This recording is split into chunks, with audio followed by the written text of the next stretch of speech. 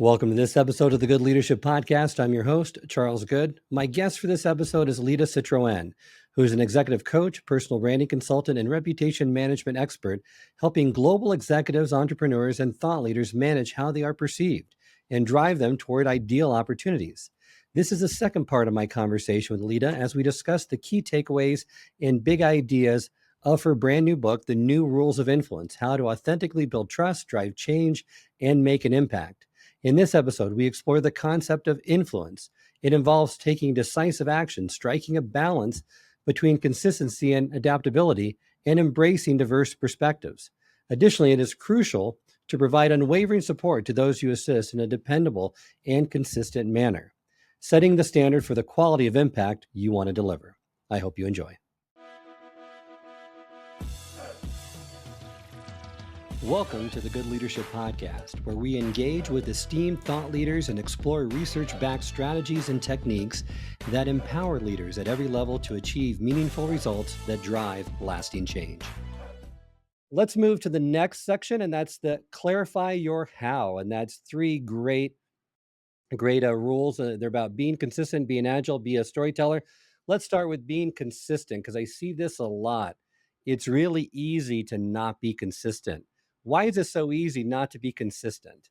It's so easy not to because we have so many tools available, right? We can airbrush our photos, we can redo our video, we can edit things out, we can have somebody write our LinkedIn. There's just too many easy ways to be inconsistent. But what I'm trying to do here is make it easy to be consistent by saying it's not about perfection. We don't have to be perfect. Think back to those rules that we talked about, those old traditional tapes of executive presence. They required us to look and sound and act a certain way. That's what an executive looks like. But what really we're looking for is consistency. We have great examples in politics, in world leadership, in our own community of people we may not like, but they are consistent. You know what you're getting, and you can respect that. You can believe what they say, like it or not, because they are consistent in what they say. They're not perfect. None of us can be perfect. We're human beings. We will make mistakes. But when you have established the previous rules and then the consistency comes in, people will forgive. People will overlook. Oh, Charles is just having a bad day. Or Lida didn't mean to say it that way. It was probably taken out of context. They give us the benefit of the doubt when we have consistency, not perfection, but consistency. So I agree with you, Lida. And in all sorts of different professions, including professional sports, consistency is so important, right? They tell you it's important because repetition over time instills good habits, discipline, and muscle memory. And a question that you told me on a previous interview that allows me to be more consistent with my brand is just by asking myself, is this on brand for me? Am I being consistent with the brand that I want to showcase to the world? And that is the question, right? Is this on brand or does this feel authentic and real to me? Am I making a move or trying to portray myself the way I think other people want to see me or the way I really feel? Am I jumping into a conversation online or in person that I feel like I don't want to be left out and it's trending and it's popular and therefore my voice should be there? Or is it really something I'm passionate about? We don't have to be in every conversation. Consistency is about knowing and putting it through the filter of this is how I want to be seen and known and perceived. And therefore, this is consistent with my values. So the next rule in clarifying your how is being agile. To be influential requires an agility mindset. Yeah. And I know a few people, when they first read that, they thought I was talking about like the process management software of Agile. No, it's an agility mindset. It's to say things are going to change, things are going to look different, nothing's going to stay the same. So, are we going to go with the fluidity of that, or are we going to be rigid and dig our heels in and say, this is how we've always done it? And the book I go back to and I talk about in a lot of my books is this simple, beautiful book written called Who Moved My Cheese?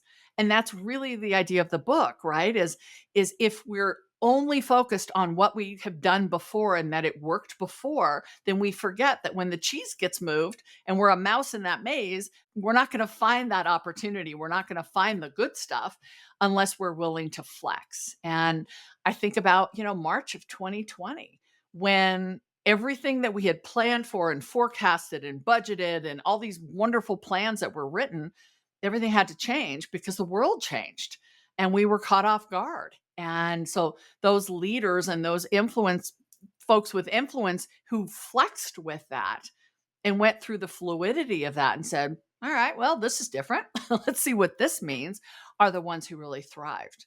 And I agree with you. Emotional agility is a bit trickier. It's how we train someone to be more emotionally resilient, flexible, adaptable, and authentic. And in this day and age, it's tough. You had mentioned you had kind of switched your whole process. You were live in person speaking up until the pandemic. And then in 2021, you had that agility mindset, and it was the most profitable year for you up to that point is 2021. So you flexed and you were quite agile during that period to really turn something that was driven by in-person speaking engagements into something completely virtual. Well, and I spent money, right? In 2020 when conferences were canceling and all of my live in-person work was being shifted, everybody hunkered down and a lot of people pulled within and started reserving. I spent money. I bought equipment, I bought cameras and lights and microphones because I pivoted to this online thing, which really blossomed. The thing about agility, and I'm thinking about it is with what you just said, is it is a muscle, right? And it's a set of muscles. And so being agile, being flexible means it's really hard to do it if you haven't practiced that. And I would say in 2020, I was out of shape in my agility. And so I had to get into shape really quickly. But if we practice it on more of a daily basis, then when those marathons or those big events come, then we're able to flex probably with a lot less aches and pains and Tylenol involved.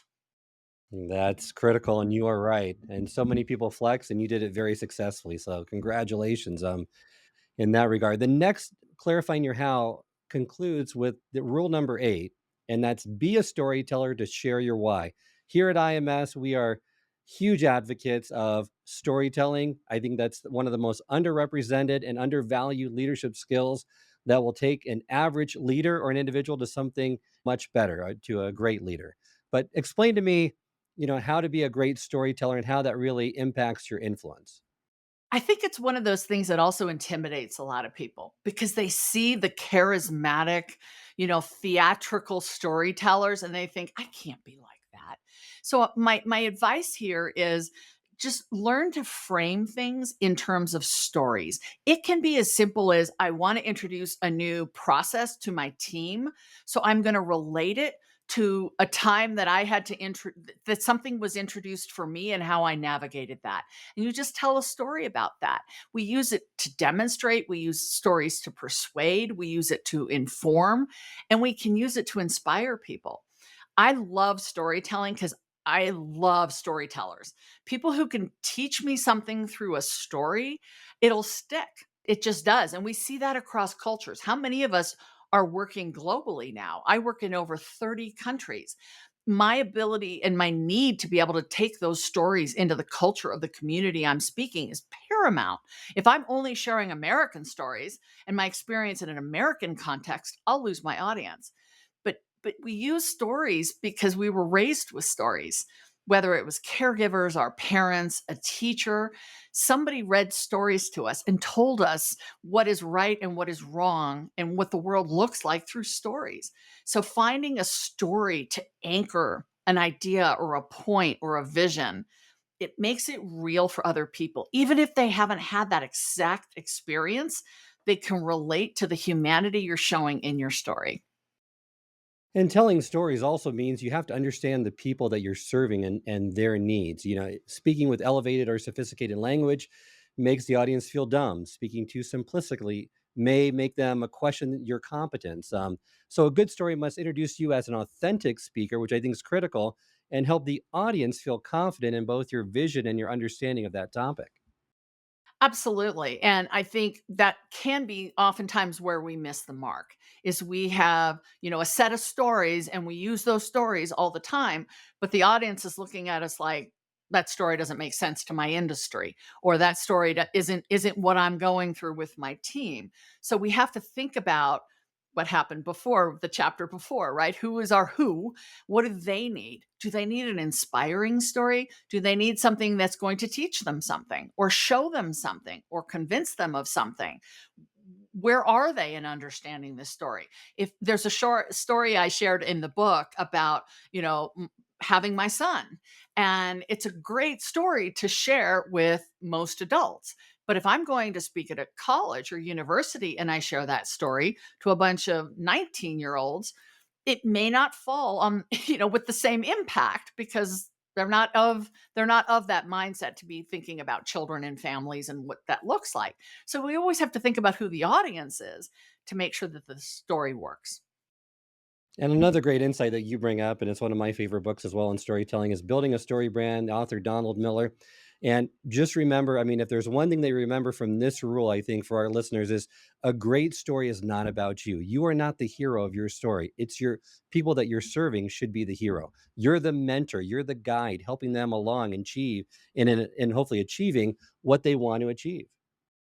Yeah, if you're trying to sell an idea to your senior management and you talk about how much research you've done and how you believe in this and what it will do for you and your team, you're the hero of the story. But what Donald Miller teaches us is people want to be their own hero.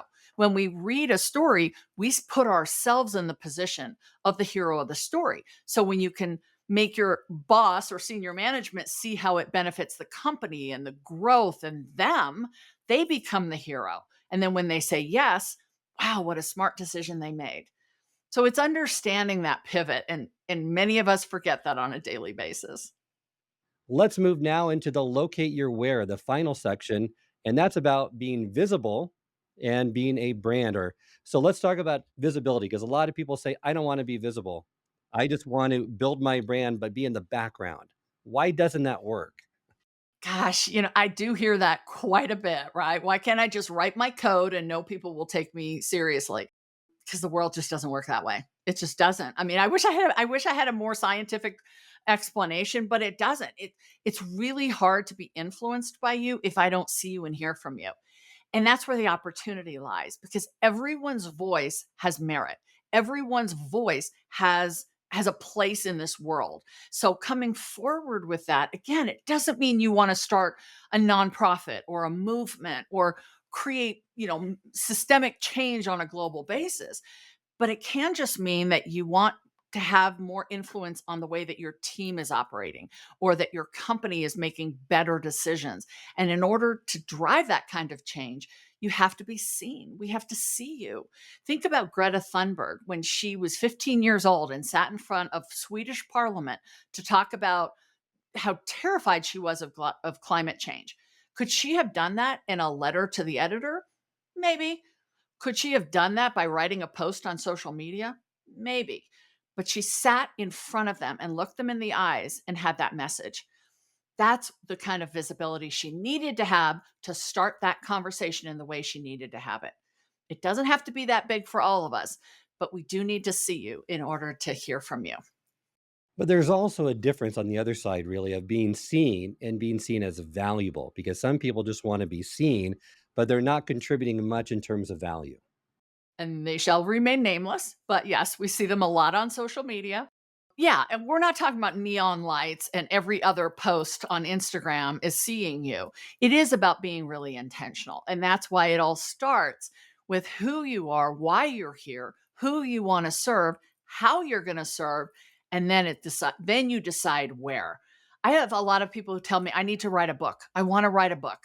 Why do you need to write a book? Who says you have to write a book? Maybe that's not the right way to get your message out. It's not a one size fits all thing here.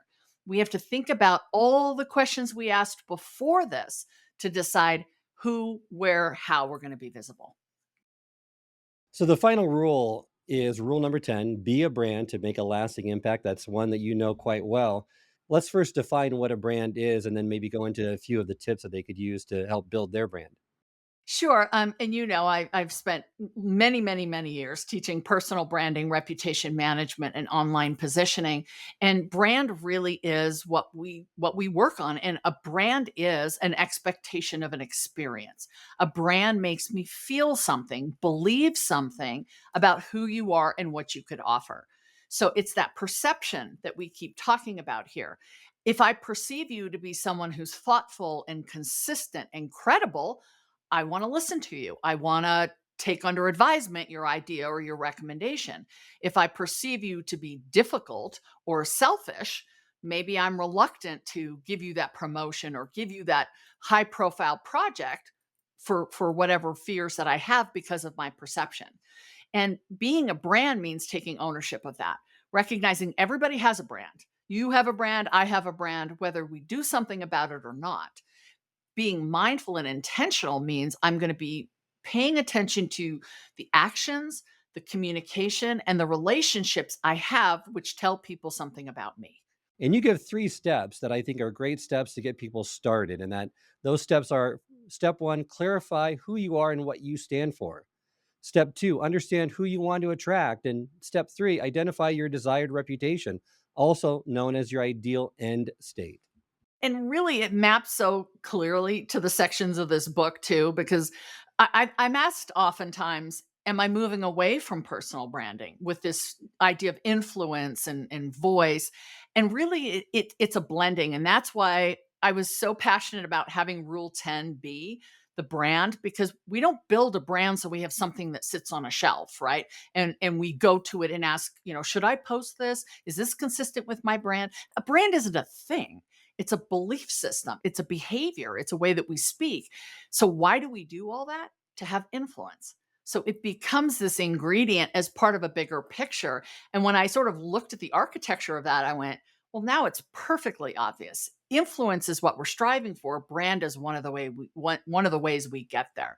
And asking yourself ultimately at the end of your life or the end of your career, if that feels easier, how do you want people to remember you?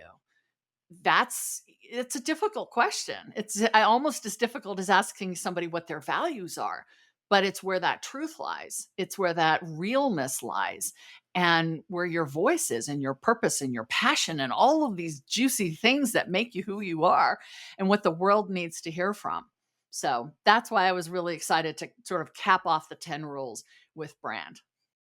Well, another great insight there that is a great self reflection question is: consider your reputation that you currently own. I don't think many people really do this. How do people perceive you today, and how is that differently than you perceive yourself? Because I really think there's a big disconnect with many leaders in terms of that perception. 360s can be valuable if they're debriefed correctly. And there are wonderful professionals who do that work. Just to get the readout and try to make sense out of it can be problematic. I also recommend just asking people, right? Asking people you trust, who trust you enough that they will share their honest feedback. What do you think I'm known for? Do you feel that I have a level of influence? When you think of me, what are words that come to mind? What opportunities do you think I'd be ideal for? Those are the questions that are going to elicit perception responses. And that's really what we're trying to gauge. And then when you get those responses, all you do is say, thank you. You can clarify if you didn't understand something, but you don't get argumentative, you don't get defensive, because that's the quickest way to erode trust. If somebody's willing to give you honest feedback, you say thank you. And then you decide what feedback did they give you that's valuable to your ability to move forward in building the perception you want for yourself, that ideal end state, and what can you leave behind because it really isn't part of who you are. There's 3 things that you state, might provide some hacks for you to speed up the process, and a couple things to stop doing that's really going to hurt your influence moving forward. Perhaps we can just touch on 1 or 2 of each. And the ones to start are raising your hand and being prepared. They sound kind of common sense, but common sense, as you know, it's not common practice. I love that. Yeah, how many people just jump in because everyone else has talked and I haven't talked, so I'm just going to jump in. Being prepared means going to every meeting, every conversation with one idea, one provocative, thought provoking question or one idea, and sort of making that a task for yourself, never going in without that. That means being prepared. If you haven't asked the right questions, if you haven't talked to the right people, do that ahead of time. But then being prepared to have those conversations and raise your hand. No one is going to call on you. I think that that idea that we waited our turn, and women are guilty of this, probably more so than men, that we had to get to a certain place. We had to have a seat at the table before we could speak. Just raise your hand, offer your idea, take that chance, and break through that norm that you might be living through and those tapes that others might be living. Because you know what? There could be someone else in the room who also has a great idea, who's watching you and says, if that person can raise their hand and they can come prepared with a great question or idea, maybe I could too. And maybe in the next meeting, I raise my hand. And then we start this influence pattern that becomes normal. And there's a few things to stop doing. Stop interrupting. That makes perfect sense to me. Stop apologizing and tilting your head. If you could go through those two, I think those are interesting for people and good for people to know. Well, and I'm an interrupter because I get excited about my topic, right? I've done it here on this podcast, but I get excited about my topic, and sometimes I feel like I know what the question is going to be, so I'll save you the time of finishing the question. I'll just answer it. But that doesn't make the other person feel good, right? It doesn't make them feel validated and valued if I'm interrupting them. So purposefully take a beat before speaking. It's okay if somebody jumps in. You're going to have the next beat, but don't feel like you have to talk over people in order to be heard. And we need to stop doing that. And then the apologizing and head tilting, again, I think a lot of women are guilty of this. Sorry, I'm here. Sorry, I exist. Sorry, I spoke up out of turn. Says who, right? We don't see our counterparts sometimes doing that. And we have to be mindful. Yes, if I step on your foot, I have to say, I'm sorry. But I don't have to say, I'm sorry for being here. I'm sorry for sharing my idea. We have to watch that hedging language. I think, I feel, I believe before every idea. And the head tilting, I'm having a lot of conversations with clients about this. It's when we sort of softly put our head to the side. And it has a value and a purpose if I want to convey empathy. If a direct report is telling me something really personal and I want to show that I really care, I might nod my head and tilt it to the side. But if I'm sharing my vision and I'm trying to influence a conversation and show confidence, my head needs to be straight up and down and I need to look at the camera. If someone's losing their influence, is there a quick tip, trick, technique, or strategy that you would say, start with this first?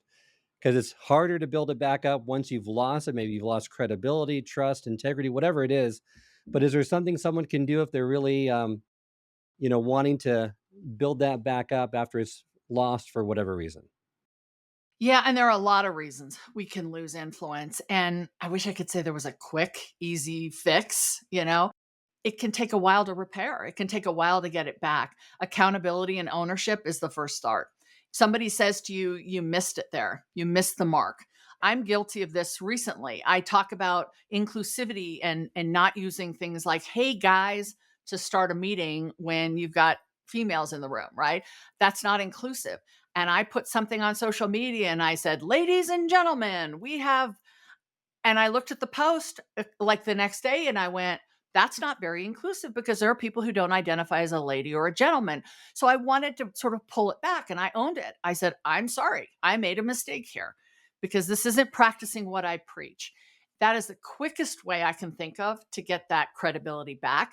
But for some communities, it might take a little bit more than just one mea culpa. And you might need to show that repetition over time. And also recognize there are people who will dig their heels in and never come around. And it's unfortunate for them because your influence is going to change the world in such positive ways and they might get left behind, but you can't please everyone.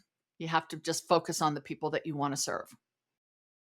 Great advice, Lita. Thank you for joining me today. Love your new book that's now out everywhere that books are sold, including Amazon, I assume. But Yes. uh, let our listeners know more about where they can get the book and more about learning about you and your work. So all roads lead to my website, lida360.com. We do have a website for the book. It's called newrulesofinfluencebook.com. The book is sold wherever books are available internationally. We have a lot of international interest in this book, as well as Amazon, Barnes and Noble, and hopefully local bookstores, because we love those independent bookstores too. I hope this episode has provided you with valuable insights. If it has, I ask you to share it with someone who would also benefit from it. If you've been enjoying and gaining knowledge from this podcast, then subscribe to our YouTube channel, where you can find all the previous episodes of the podcast and additional learning resources.